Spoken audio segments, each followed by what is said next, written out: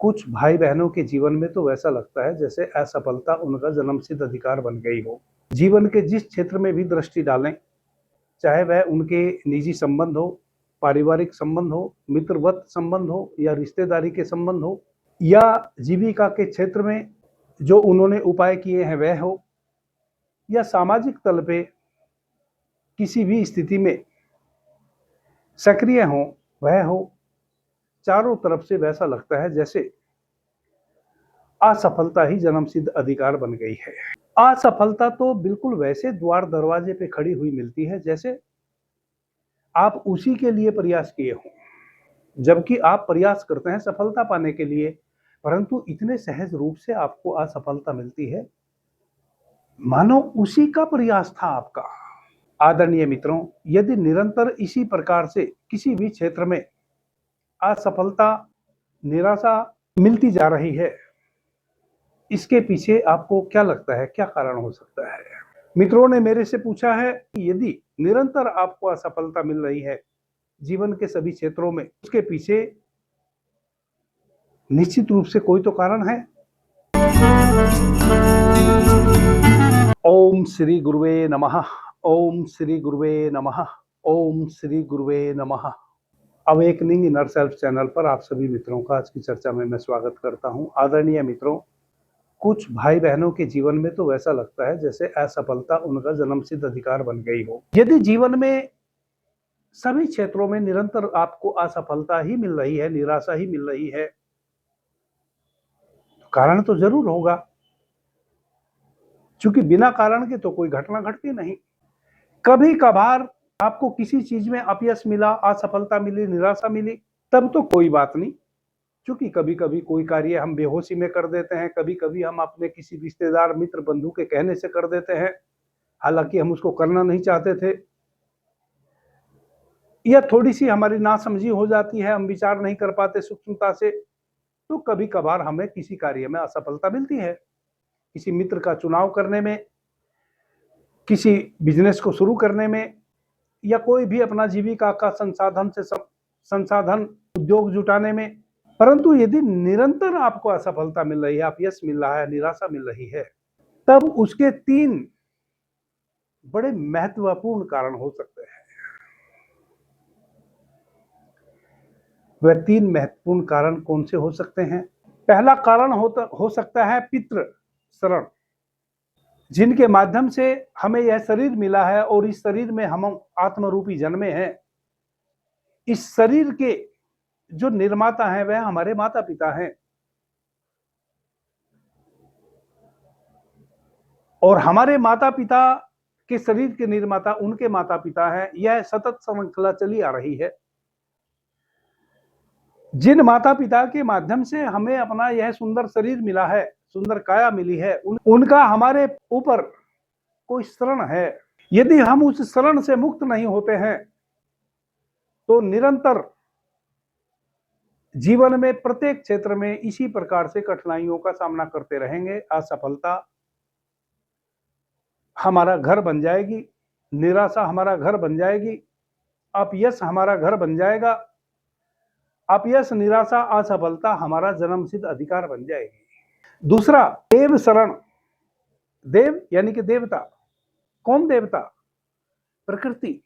मनुष्य जैसे ही मां के उदर से जन्म ले लेता है और जितनी भी जरूरतें मनुष्य को जीवन जीने के लिए हैं, वह सभी प्रकृति के द्वारा हमें उपलब्ध हो रही हैं। प्रकृति के द्वारा उपलब्ध हो रही हैं, तो जहां से हमें उपलब्ध हो रही हैं उसके प्रति हमारा भी कुछ दायित्व बनता है। यदि हम उस दायित्व से जो प्रकृति के प्रति हमारा बनता है, अपने को दूर रखेंगे, वंचित कर लेंगे, दूर भाग जाएंगे, उस दायित्व को समझेंगे ना, उस शरण को जो प्रकृति के द्वारा निरंतर हमें खींचा जा रहा है, और हमारे द्वारा यदि प्रकृति के प्रति जो हमें अपना योगदान देना चाहिए वह हमने नहीं दिया, तो भी असफलता, निराशा, अपयश हमारा घर बन जाने वाला है, जन्मसिद्ध अधिकार बन जाने वाला है। तीसरा, तीसरा शरण है ऋषि शरण। यह ऋषि शरण क्या है? जो भी ज्ञान विज्ञान हमें है, आप जहां भी जन्मे हैं, जिस क्षेत्र में भी जन्मे हैं, वहां एक भाषा उस क्षेत्र की है जो आपने सीख ली है। अब आप उस भाषा में बात करते हैं। आपने जैसे जैसे आप बड़े हुए हैं, जो भी ज्ञान अर्जित किया है वह ऋषियों के द्वारा प्रदत्त उनकी कोशिशों से, जो उन्होंने ज्ञान विज्ञान खोजा है, जो जीवन जीने का एक सलीका खोजा है, कैसे एक मनुष्य साधारण रूप में माता के गर्भ से जन्मता है और अपने अंतिम समय तक वह बहुत सी चीजों में विद्वता प्राप्त कर लेता है और अपने जीवन को सुखपूर्वक ज्ञान की रोशनी में जीता है। वह जो ज्ञान हमें कहीं से भी प्राप्त हुआ है, वह ऋषियों के द्वारा रचित खोजा हुआ ज्ञान है, जिसको हमने अपनाया है। और हमने उस ज्ञान में यदि वर्धन नहीं किया, आने वाली संतति के लिए, तो वह ऋषि शरण हमारे ऊपर रह गया। हम उससे मुक्त ना हुए। और यदि इस ऋषि शरण से हम मुक्त ना हुए, जो ज्ञान हमने अर्जित किया है, ऋषियों के द्वारा प्रदत्त जिस ज्ञान के प्रकाश में हमने अपने जीवन को जिया है, यदि हमने उसमें कुछ ना जोड़ा और उस ज्ञान को ना बांटा, या उसके प्रति कृतज्ञता का भाव ना रखा, तो ऋषियों के शरण से हम मुक्त ना हुए। जिस कारण से भी आप जीवन के सभी क्षेत्रों में निरंतर निराशा, अपयश, असफलता के भागी बनने वाले हैं। जब आपके जीवन में निरंतर असफलता, प्रत्येक क्षेत्र में निराशा उपलब्ध हो रही हो, तब आपने एक बार इन तीनों शरण पर विचार कर लेना चाहिए कि क्या आप पितृ शरण से मुक्त हुए, क्या आप देव शरण से मुक्त हुए, देवताओं की शरण से, क्या आप ऋषियों की शरण से मुक्त हुए? यदि नहीं हुए, तो क्या यही तो कारण नहीं है आप पितृ शरण से मुक्त नहीं हुए हैं? उसके कुछ लक्षण हैं। वह लक्षण यही हैं: जीवन में सभी कार्यों में असफलता, निराशा प्राप्त होना। जो भी नया कोई मित्र बनता है, उसके साथ तुरंत ही बात बिगड़ जाती है। बहुत लंबी दूरी तक आप सहयोगात्मक स्थिति में मित्र के साथ नहीं चल पाते हैं, या वह आपके साथ नहीं चल पाता है। परिवार में परिवार के सभी सदस्यों के साथ आपका मन मुटाव रहता है। आपको ऐसा लगता है कि शायद कोई आपको नहीं समझ रहा। आप अपने आप को अकेला सा फील करने लगते हैं। निराशा घेर लेती है, चिंतातुर रहने लगते हैं, बोझिलनेस बढ़ जाती है, निराशा बढ़ जाती है, मन का उत्साह समाप्त हो जाता है। और यदि वैसा निरंतर आपके साथ हो रहा है, असफलता के साथ साथ ये लक्षण भी परिलक्षित हो रहे हैं, इसका मतलब आप पितृपक्ष के शरण से मुक्त नहीं हुए। आदरणीय मित्रों, पितरों के शरण से बड़े सहज रूप से मुक्त हुआ जा सकता है। उसका उपाय यह है कि सर्वप्रथम तो हमें जिससे जो भी मिला है, उसके प्रति हमें कृतज्ञता का भाव अपने भीतर जन्माना चाहिए। माता पिता के माध्यम से हमें यह शरीर मिला है। आजकल के बाल बच्चे तो कह देते हैं कि आपका क्या योगदान है मुझे जन्माने के लिए। तो कई मित्र बड़ा नेगेटिव सोचते हैं। वह सोचते हैं कि माता पिता का क्या योगदान है, यह तो मैं एक्सीडेंटल, बस मेरी माता गर्भवती हो गई और मैं जन्म गया। यदि आप एक्सीडेंटल भी जन्मे हैं, तब भी आपके पिता के शुक्राणुओं से ही आपके और माता के अंडाणु से ही आपके शरीर का निर्माण हुआ है। एक बात। दूसरी बात, माता ने आपको 9 माह तक अपने गर्भ में रखा है। आपके शरीर का एक-एक सेल, जितनी भी प्रगति आपके शरीर की हुई है,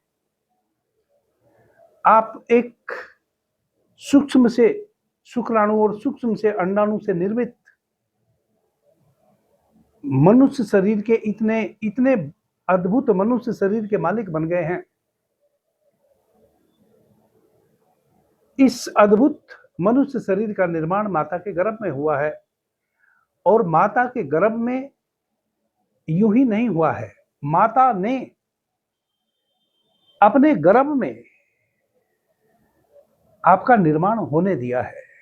आपको पता है, जब आपका यह शरीर माता के गर्भ में निर्मित होने लगता है, कोई भी माता हो, वह कितना संभल संभल के चलने लगती है, वह कितना संभल संभल के खाने लगती है। उसका प्रत्येक बात विचार, खान पान, चलना उठना बैठना, सब कुछ वह चेंज कर लेती है, ताकि आपका जो शरीर माता के गर्भ में निर्मित हो रहा है, उस निर्माण कार्य में कोई बाधा ना आ जाए। यदि आप वैसा सोचते हैं कि आप एक्सीडेंटल जन्मे हैं, तब भी आपकी माता का, आपके पिता का बहुत बड़ा योगदान है आपके इस शरीर को गर्भ में डेवलप होने देने के लिए। और केवल आपके माता पिता का ही नहीं, आपके दादा दादी का, और उनके भी ऊपर यदि और गहराई में जावें तो उनके भी माता पिता का, सबका दिया हुआ दान है यह आपका शरीर। उनका डीएनए भी आपके शरीर में सतत गति करता चला आ रहा है। आप कैसे उनके शरण से मुक्त हों, उसके लिए सबसे पहले तो आपके भीतर कृतज्ञता का भाव हो, अपने माता पिता के प्रति, अपने दादा दादी के प्रति, अपने नाना नानी के प्रति। क्योंकि आपके नाना नानी के द्वारा आपकी माता का शरीर निर्मित हुआ, आपके दादा दादी के द्वारा आपके पिता का शरीर निर्मित हुआ, और उन दोनों के द्वारा फिर आपका शरीर निर्मित हुआ। यह इतनी बड़ी श्रृंखला है पीछे, जिसके प्रति आपको कृतज्ञता का भाव होना चाहिए। हमेशा एक धन्यवाद का भाव होना चाहिए। यदि किसी भी हाल में, जब तक आप जीवित हैं, आपके भीतर वह कृतज्ञता के भाव में कोई कमी आनी नहीं चाहिए। एक बात, हमेशा आप कृतज्ञता से भरे हुए प्रत्येक अमावस्या को, यदि आपके साथ इस प्रकार की घटना घट रही है जो मैंने पीछे बताई, आपको सूर्य को तर्पण देना चाहिए प्रत्येक अमावस्या को। जो सच में गरीब हैं, भूखे हैं, जिनके पास सच में अभाव है, ऐसे जरूर कोई निरीह प्राणी आपको अपने अगल बगल में 1, 2 या उससे अधिक मिल जाएंगे। उनको भोजन कराए, कम से कम एक टाइम तो आप उनको अपने द्वारा दिए हुए भोजन से तृप्त कर दें, कि उनकी आत्मा तृप्त हो जाए। जिसके पास वस्त्र नहीं है, जरूरी नहीं कि आप बहुत कीमती वस्त्र किसी को प्रदान करें, तन ढक जाए वैसा कुछ भी, एक अंगोछा भी यदि आप एक किसी के नंगे बदन पे ढांप देते हैं, तो बहुत बड़ी बात हो गई। इस प्रकार से आप किसी गरीब को, असहाय को भोजन का दान, वस्त्र का दान, और यदि उसके जीवन में कोई और अभाव है, उस अभाव को भरने में अपना योगदान कर सकते हैं। अपने माता पिता के प्रति कृतज्ञ भाव से रहते हुए इस कार्य को कर सकते हैं। मंदिर की सेवा कर सकते हैं, किसी भी तीर्थ स्थान की, किसी भी देव स्थान की आप सेवा कर सकते हैं। पीपल वृक्ष को जल अर्पित कर सकते हैं। शनिवार के दिन, वह शनिवार यदि कृष्ण पक्ष की तिथियों में पड़ रहा हो तो बहुत ही अच्छा, वरना तो अमावस्या को निश्चित रूप से इस प्रकार से आप पितृ शरण से मुक्त हो सकते हैं। अब देव शरण, देवताओं का हमारे ऊपर जो शरण है, देवता कौन है? सूर्य, जो हमें ऊर्जा देता है। यदि 2 दिन पृथ्वी पर सूर्य ना निकले तो हाहाकार मच जाए। हम जो श्वास लेते हैं उस श्वास में जो प्राण ऊर्जा प्रत्येक आती जाती श्वास में निग्रह करती है, वह सूर्य की शक्ति के कारण करती है। यानी कि प्रकृति, सूर्य, चंद्रमा, पृथ्वी, झरने, समुद्र, नदियां, पहाड़, इन सबका हमारे जीवन में बहुत बड़ा योगदान है। अगर जल ना हो तो हम जीवित ना रह सके, कोई अनाज भी ना उपजेगा। यदि सूर्य का प्रकाश ना हो तो भी हम जीवित ना रह सकें, और यदि चंद्रमा की शीतल चांदनी ना बरसे तो भी हम जीवित ना रह सकें। यह प्रकृति का दान है हमें। हम प्रकृति के इन कार्यों में अपना सहयोग करें। क्या सहयोग कर सकते हैं? अधिक से अधिक अपने जीवन में कम से कम 1 दर्जन पौधे तो हम जरूर लगाएं, जो वट वृक्ष बनेंगे, जो बड़े वृक्ष बनेंगे कल। उन पौधों को जब अभी अप्रैल मई के महीने में हम हैं, चारों तरफ लू चल रही है, अग्नि बरस रही है, खेतों में, खलिहानों में पानी का अभाव हो जाता है, वाटर लेवल बहुत नीचे चला जाता है। पक्षियों को पानी रखें, क्योंकि पक्षी भी इस प्रकृति का हिस्सा हैं और उनका भी हमारे जीवन में योगदान है। कोई भी पृथ्वी पर ऐसा जीव जंतु नहीं है जिसका हमारे जीवन में योगदान नहीं है। यह सब प्रकृति प्रदत्त है। चाहे कोई पक्षी है, सरीसृप है, कोई कीट पतंग, कीड़ा मकोड़ा या बड़ा पशु, जो भी इस पृथ्वी पर कुछ भी आपके अतिरिक्त है, वह सब प्रकृति का दिया हुआ दान है और उनकी अनिवार्यता है और उनका हमारे जीवन में बड़ा योगदान भी है। एक छोटी सी चिड़िया भी आपके जीवन में कितना बड़ा योगदान देती है, यदि उस पर मैं विश्लेषण करने बैठ जाऊं तो आप दांतों तले उंगली दबा लेंगे। प्रत्येक जीवधारी का हमारे जीवन में उपयोग है। तो फिर हम क्या करें?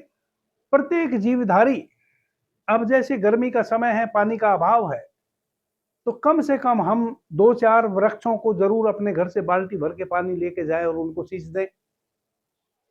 कम से कम कुछ पौधे तो हमारे द्वारा सींचे हुए पानी से हरे भरे हो सकते हैं।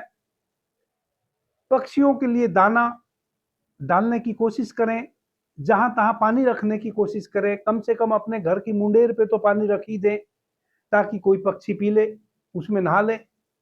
बर्तन को साफ स्वच्छ करके, कुछ मित्र रखते भी हैं तो उसको कभी बर्तन को साफ नहीं करते, उसमें काई जम जाती है, गंदगी इकट्ठी हो जाती है। बस एक औपचारिकता भर निभा लेते हैं कि रोज जाके 1 लोटा उसमें पानी डालाएंगे। देखेंगे कि नहीं कि जिस पात्र में आप पानी डाल रहे हैं उस पात्र की स्थिति क्या है। ऐसा तो नहीं कि उसमें विष व्याप्त हो गया है, आपका डाला हुआ पानी भी जाके उसमें विष ही बन जाता है, क्योंकि इतनी गंदगी इकट्ठी हो गई है। जिम्मेवारी के साथ प्रकृति के प्रति अपनी जिम्मेवारी समझें। यह है देवताओं के प्रति आपकी कृतज्ञता। देवता यानी कि समस्त प्रकृति, इस समस्त प्रकृति में जो भी आपका योगदान हो सकता है, वह योगदान आप प्रत्येक क्षेत्र में करने की कोशिश करें, अधिक से अधिक करने की कोशिश करें, वरना जितना संभव हो उतना तो करे ही।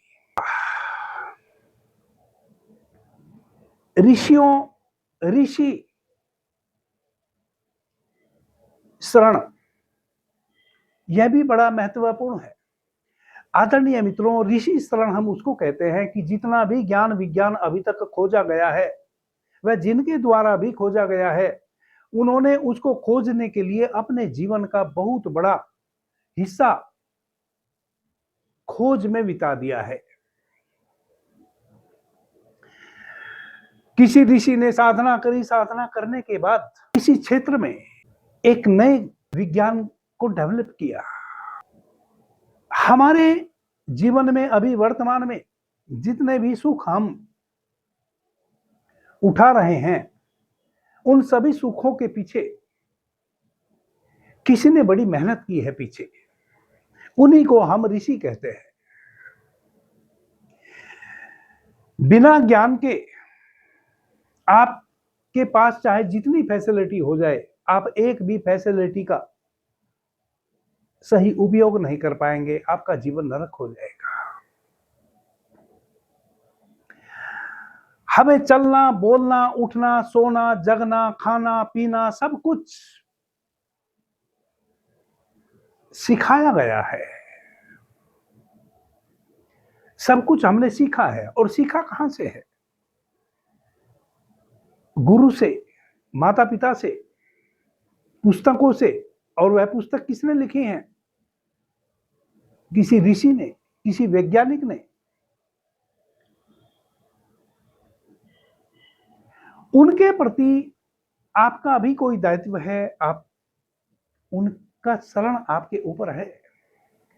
आप जिस क्षेत्र में भी जन्मे हैं और जिस भाषा को अभी आपने सीखा है, जिस भाषा के माध्यम से आप अपनी भाव भंगिमाओं को, अपने दुख को, अपने सुख को, अपनी अभिव्यक्ति को दूसरों पर जाहिर कर पाते हैं, वह भाषा आखिर किसने इजाद की? कोई तो उस भाषा का जनक होगा, जिसने उस भाषा को गढ़ा है, और आपने उस भाषा को जान लिया है। आज उस भाषा का आप उपयोग करके अपना दुख सुख दूसरों को अभिव्यक्त कर पा रहे हैं। जितना भी आपके जीवन में सुख है, वह सब दूसरों का दिया हुआ है। सभी प्रकार का ज्ञान, उनको हम कह रहे हैं ऋषि। उनके प्रति आपकी कुछ जिम्मेवारी है। उनके प्रति कृतज्ञ भाव से भरो। यदि आपको कोई भाषा सिखाने वाला ना होता, तो देखो आपकी क्या गति होती। आप अपनी बात किसी को कह ही ना पाते, समझा ही ना पाते। आप ऊ आ कू का करते रहते, कोई समझ ही ना पाता आपको क्या तकलीफ है। कितनी आप व्याधिग्रस्त होते हैं तो किसी ने आपके लिए पहले से ही औषधि खोज के रखी है, किसी ने उस औषधि को तैयार किया है, किसी ने उसका निर्माण किया है, किसी ने उसको आप तक वह सुलभ रूप से पहुंच जाए कहीं से खरीदा है, खरीद के लाया है, फिर आपको बेचा है। आपके जीवन में जो कुछ भी आप सुख उठा रहे हैं, वह सब दूसरों का दान है। और वह जिनका दान है, मैं उन्हीं को ऋषि कहता हूं। उनका आपके ऊपर शरण है। उस शरण से मुक्त होने के लिए आपको जरूर कुछ ना कुछ अपने जीवन में वैसा करना है जो बिल्कुल नया होगा, और निश्चित रूप से वह किसी के काम आने वाला होगा। आप अभी अपने जीवन में कोई एक शोध वैसा कीजिए जो आज से पहले कभी ना हुआ था। यानी कि आप भी दूसरों के जीवन में कुछ वैसा स्वयं का शोध करके आगे लाइए, ताकि जो अभाव है अभी के मनुष्य के पास किसी चीज का, उस अभाव को, कम से कम एक अभाव को आप मिटा सकें। आप वैसा कुछ इजाद करके चले जाएं, वैसा कुछ खोज के चले जाएं। और वैसा भी ना कर सके, कम से कम उनको सम्मान तो दें, सुबह उठते से ही नमन तो करें। आप यदि पैरों में चप्पल भी पहनाए हैं, यह भी किसी ने खोजी है।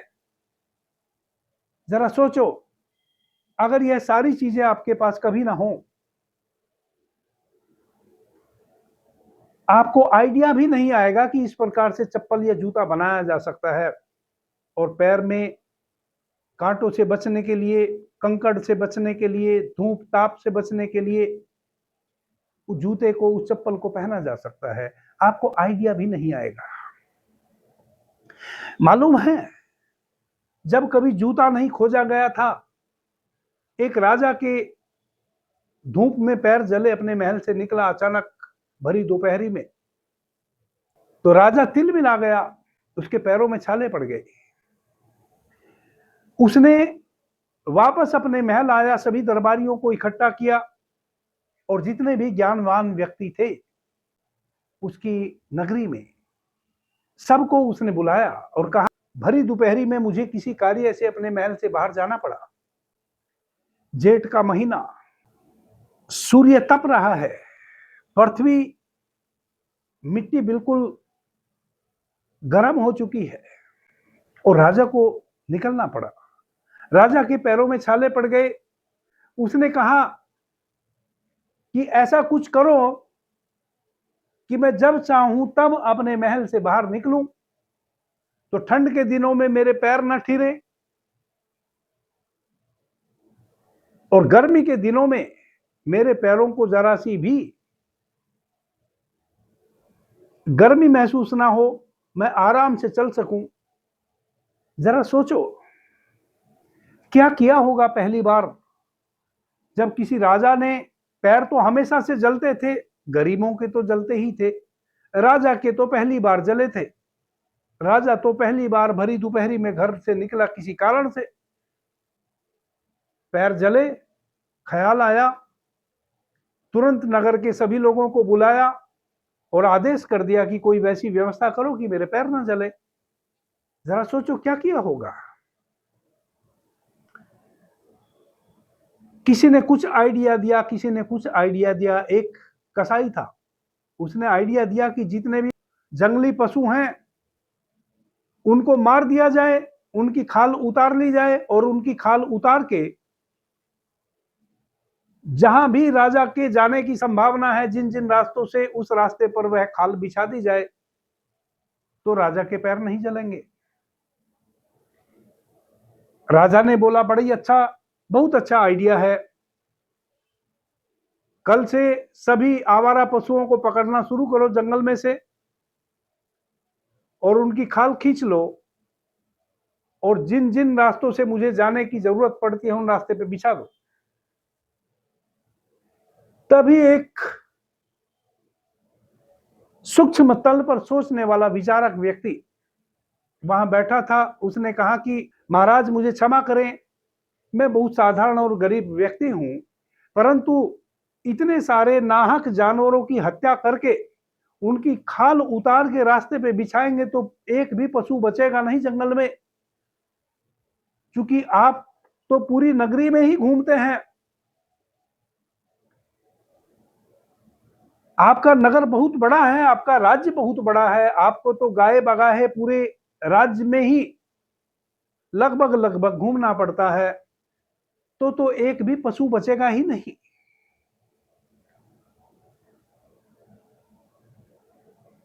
सभी पशु की हत्या कर देनी पड़ेगी, तब भी हम आप जिन जिन रास्तों से चलते हैं उस रास्ते को चमड़े से नहीं पाट पाएंगे। राजा ने कहा, तो फिर क्या करें? उस व्यक्ति ने कहा कि आप मुझे 1 सप्ताह का समय दें, मैं 1 सप्ताह में कुछ वैसी व्यवस्था करता हूं जिसमें किसी जानवर की हत्या ना करनी पड़े और आप चाहे इस पृथ्वी पे कहीं भी जाएं, आपके पैर न जलें और ठंड में आपके पैर ठिरे नहीं। राजा ने कहा कि ठीक है, मैं 1 सप्ताह का समय देता हूं। वह व्यक्ति को एक आइडिया तो आ ही चुका था। कुछ कसाईयों ने यह आइडिया दिया कि जानवरों को मार के उनकी खाल को उतार के जमीन पे बिछा दिया जाए। इस व्यक्ति ने सोचा कि जानवर तो अपनी मृत्यु को भी स्वाभाविक उपलब्ध होते हैं, जंगल में कोई ना कोई जानवर अपना पूरा जीवन जी लेता है और प्रतिदिन कोई ना कोई जानवर मरता है। तो उसने जंगल में घूमना शुरू किया। उसको एक जंगली भैंसा मारा हुआ मिला, उसकी खाल उसने उतार ली।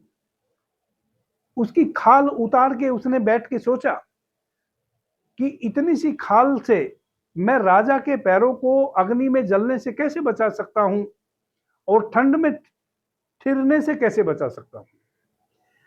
उसने विचार किया और पहली बार उस व्यक्ति ने राजा के पैरों के लिए एक जूता तैयार किया। उसने आइडिया लगाया कि थोड़ा सा चमड़ा राजा के पैरों के हिसाब से यदि काट के और फीते से बांध दिया जाए, एक लित्तरवा नीचे तैयार करके और राजा के पैरों से बांध दिया जाए, तो राजा के पैरों में वह लित्तरवा बंधा रहेगा और राजा उस लित्तरवे को नीचे पैरों में बांध के कहीं भी घूमे। पृथ्वी से उसके पैरों की पगतलियां सटेंगी नहीं, इसलिए गर्मी सर्दी का एहसास नहीं होगा। और उसने राजा के पैरों के हिसाब से उस चमड़े में से 2 लित्तरवे तैयार किए और उसमें कुछ चमड़े के फीते बनाए और राजा को जाके भेंट कर दिए कि महाराज, ये लित्तरवे आप अपने पैरों में नीचे बांध ले और आप पूरी पृथ्वी पर कहीं भी घूमे, किसी भी समय घूमे, ना आपको नीचे से ठंड का एहसास होगा और ना गर्मी का एहसास होगा और ना इतने सारे पशुओं को मारना पड़ेगा। यह एक जोड़ी लित्तरवा आपको साल 2 साल के लिए काफी है। राजा आश्चर्यचकित हुआ, उसको बड़ा इनाम दिया कि तुमने तो कमाल कर दिया, यह हमने पहले क्यों नहीं सोचा, और यह इतने सारे लोग और बैठे थे, उनके दिमाग में क्यों नहीं आया। आदरणीय मित्रों, हमारे जीवन में जितने भी सुख हैं, इसी प्रकार से उन सुखों को किसी न किसी ने अपनी बुद्धि लगा के, अपना समय लगा के खोजा है। उनके प्रति हमारे भीतर कृतज्ञता का भाव होना चाहिए, तभी हम ऋषियों के शरण से मुक्त हो पाएंगे। ऋषि यानी कि जिनका भी हमारे जीवन में किसी भी रूप में योगदान है। इस आपको कैसे पता चले कि आपके जीवन में ऋषि शरण आपके सर पे अभी है, आप उसे मुक्त नहीं हुए, उसकी भी पहचान है। यदि आप निरंतर अशांत रहते हैं, मन आपका अशांत रहता है, चारों तरफ खुशियां ही खुशियां हैं, कहीं कोई कमी नहीं, जहां आप हैं वहां दूसरे लोग भी हैं, वह आनंदित है, परंतु आप अशांत हैं, मन आपका अशांति से भरा हुआ है, जरा भी आपके मन में कहीं भी चले जाए पूरी प्रकृति में, चाहे आप पहाड़ों में चले जाएं, चाहे समुद्र किनारे चले जाएं, चाहे झरने के किनारे, आपको सौंदर्य का कोई बोध नहीं हो रहा है, अशांति है। जो भी निर्णय लेते हैं किसी भी कार्य को करने का, वही निर्णय गलत साबित होता है, अपयश मिलता है, असफलता मिलती है। कितनी भी मेहनत करें, उस मेहनत के अनुसार श्रेय नहीं मिलता है, तो समझ लो कि आप ऋषि शरण से प्रभावित हैं, आपके ऊपर ऋषियों का शरण बाकी है। यदि हम स्वयं के भीतर भी ज्ञान को उपलब्ध होते हैं, वह ज्ञान को हमारा उपलब्ध होना भी, उसके लिए भी कोई ना कोई हमारा मार्गदर्शक बनता है। चाहे कोई पुस्तक हमारी मार्गदर्शक बने, किसी का प्रवचन हमारा मार्गदर्शक बने, या वर्तमान में कोई टीचर, गुरु इत्यादि हमारा मार्गदर्शक बने। दूसरे की सहायता हमारे जीवन में हर संभव अनिवार्य रूप से उपलब्ध होती रहती है, उसी कारण से हम जीवित हैं।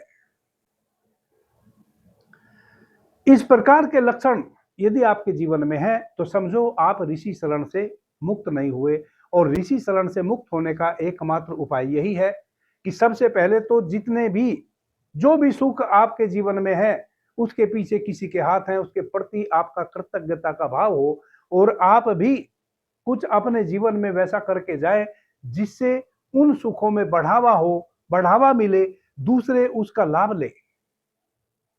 आने वाली संतति जो आपके पीछे प्रकृति के द्वारा सतत एक श्रृंखला जीवन की चली आ रही है, कम से कम वह अतिरिक्त लाभ आपके द्वारा पुरस्कृत किया हुआ ले सके। किसी की भी उन्नति मेहनत से नहीं हो सकती, उसके पीछे बहुत सारे फैक्टर कार्य करते हैं, वरना तो मेहनत तो एक मजदूर से ज्यादा मेहनत, एक किसान से ज्यादा मेहनत इस जगत में, इस पृथ्वी पर कोई नहीं करता। एक किसान सुबह भोर में जग जाता है, कुदाल अपने कांधे पे रखता है और दिन भर खेतों में कुदाल चलाता है, हाथों में छाले पड़ जाते हैं, पैरों में छाले पड़ जाते हैं और उस अनुरूप उसको भोजन भी नहीं मिलता, जो पोषण उसको मिलना चाहिए। बहुत सारे फैक्टर हैं सुख के पीछे, केवल मेहनत करने से ही सुख नहीं मिलता और बहुत सारी चीजें हैं जिनका भी अभाव अगर हमारे जीवन में ना हो तब हमारे ऊपर सुखों की वर्षा होती है। आप सभी भाई बहनों से मेरा निवेदन है, आप अपने साथ हुए आप अपने भीतर इन लक्षणों को समझें। यदि इस प्रकार के कोई लक्षण आपके साथ परिलक्षित हो रहे हैं तो आप इन शरण से, पितृ शरण से मुक्त होने के लिए, देव शरण से मुक्त होने के लिए और ऋषि शरण से मुक्त होने के लिए जितने भी प्रयास मैंने कहे हैं, अधिक से अधिक प्रयास करके इनसे मुक्त होने का प्रयास करें और मुक्त हो जाएंगे। अभी के लिए इतना ही। आपने मुझे ध्यान से, प्रेम से सुना, उससे मैं बहुत अनुग्रहित हूं। सभी मित्रों को मेरा प्रणाम, धन्यवाद। हर हर महादेव।